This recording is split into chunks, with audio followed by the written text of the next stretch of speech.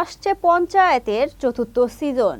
2020 সালের এপ্রিলে Amazon prime ভিডিওতে প্রথম এসেছিল পঞ্চায়েত ওয়েব সিরিজ। শহরে বড় হওয়া অভিষেক নামের এক তরুণ চাকরি না পেয়ে বাধ্য হয়ে ফুলেরা নামক এক গ্রামের পঞ্চায়েতের সচিব পদে যোগ দেন। তবে গ্রামীণ পরিবেশে মানিয়ে নিতে পারেন না তিনি। সেখান থেকেই শুরু হয় কাহিনী। পঞ্চায়েতের সিরিজটির বিশেষত্ব হলো পুরো কাহিনীর মধ্যে নানা ছোট ছোট গল্পের। তাতে গ্রামের পরিবেশ, পরিস্থিতি, মানুষের মানসিকতা, স্বভাব, অভাব ইত্যাদি ফুটে ওঠে। 3টি সিজনের সাফল্যের পর এবার আসছে পঞ্চায়েতের চতুর্থ সিজন।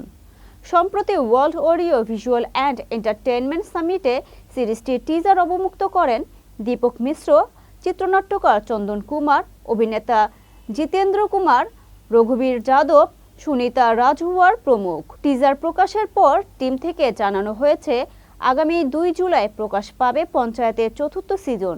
এই সিনেমার গল্প ফুলেরা গ্রামের পঞ্চায়েতের নির্বাচনের উত্তাপকে ঘিরে। নির্বাচনের মুখোমুখি প্রধানজির স্ত্রী মঞ্জু দেবী ও ভূষণের স্ত্রী ক্রান্তি দেবী। ভোটের মাঠে তাদের জোর টক্করের পাশাপাশি থাকবে অভিষেক, প্রহলদা, বিকাশ, সানভিকাদের গল্প। শিরিন আক্তার, বিনোদন ডেস্ক, ITV বাংলা, ঢাকা।